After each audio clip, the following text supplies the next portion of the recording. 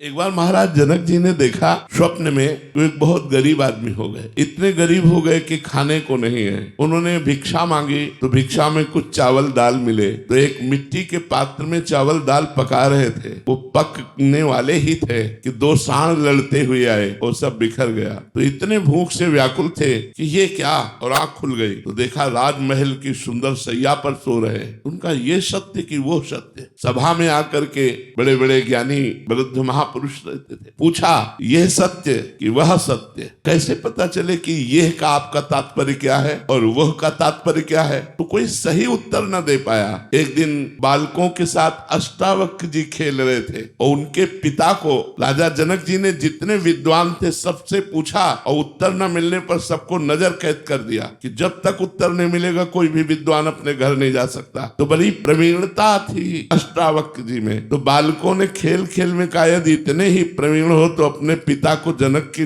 नजर कैद से छुड़वा लो। तो माँ के पास गए और उनका आज तक आपने बताया नहीं कि हमारे पिता जनक की नजर कैद में है, मैं अभी जाता हूँ। तो उनका बेटा पति तो गए ही और तुम भी, हमारे पास कौन रह जाएगा? उन्होंने कहा माँ मैं समस्त विद्वानों को एक क्षण में छुड़वा दूंगा। अष्टावक्र जी गए तो सभा में जे ही पहुंचे तो अष्ट जगह से टेढ़े थे तो चाल तो बड़ी, तो सब हंस पड़े। तो उन्होंने जाते ही कहा जनक की सभा में हमने सुना था ज्ञानी है, लेकिन यहाँ तो हमें कोई ज्ञानी दिखाई नहीं दे रहा। तो जनक जी ने कहा आप सभा को ऐसे कैसे संबोधन कर सकते हैं कि यहाँ कोई ज्ञानी नहीं? बोले आप लोग पहले हमें बताओ हंसे क्यों? बोले आप कोई 8 जगह से टेढ़ा देखकर। तो बोले आत्मा को देखने वाला ज्ञानी और शरीर और हड्डियों को देखने वाला ज्ञानी। बोल जनक तेरा प्रश्न क्या है? अष्टावक्र जी गुरु हैं जनक जी के। जनक जी ने कहा ये सत्य कि वो सत्य? तो सीधे एक शब्द में उत्तर दिया, ना ये सत्य और ना वो सत्य। जो जागृत है वो तुम्हारी स्वप्न अवस्था में असत्य हो गया और जब जागृत में आए तो स्वप्न अवस्था असत्य हो गई। इसलिए न जागृत सत्य न स्वप्न सत्य।